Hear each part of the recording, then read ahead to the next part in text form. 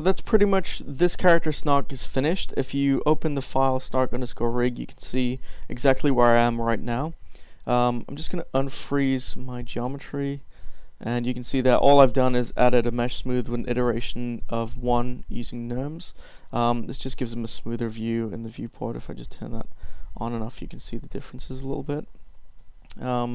And yeah, so that's pretty much where it's at. And to be honest, if you were going to take this through to a game and you weren't needing too much from the actual rig itself, this thing just selecting these, it's good enough to go for an animation. For at least for me personally, I could work with this as just an FK control rig, and it looks really nice. It's nice and smooth on the skinning, so you can see some of the changes that I went ahead and made while I was just off video.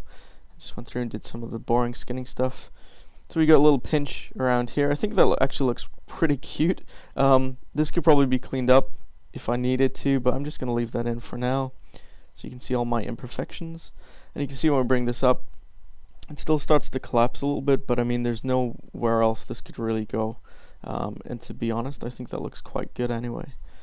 So I'm quite happy with that. And if I rotate this around, you can see that these fins, they're nice and smooth now as well around here, and this the back geometry really follows along really nicely. So we can get him into some really good positions for swimming or whatever you want to do with this guy.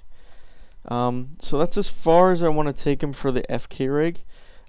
We can go ahead now and start thinking about maybe automating some of the fish swimming setup. So instead of having an animator come in and animate this guy like this, we can actually think about getting him automated for swimming.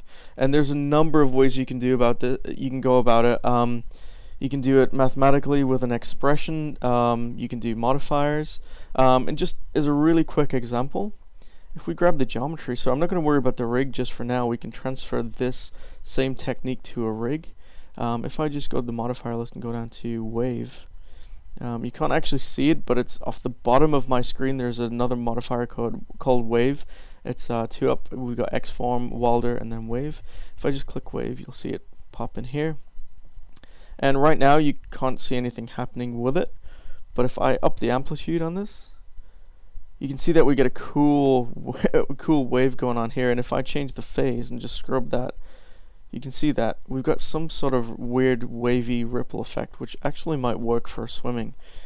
So let's take the center gizmo of this, and I'm just going to snap it using Shift and A up to the top point of this. And let's move that down, have another look, change the phase, 0.5 for the wavelength. I'll just leave that. Cool. And what we can do is, this isn't swimming the way that I want it to. I want it to swim on its side. So if I go back to the gizmo and just rotate that around, move it across, and then if I change this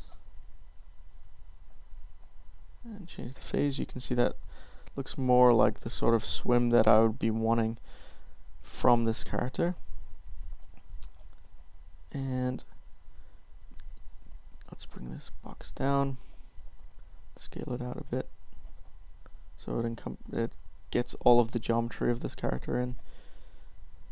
That's cool. Alright, let's do auto key, set it at 0, and 100 we'll do the phase at 0.5. So you can see this phase is now animated.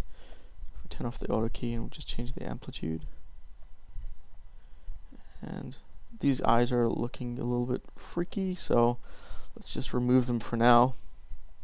So this is just a test, just to see if we could actually use this wave on our rig.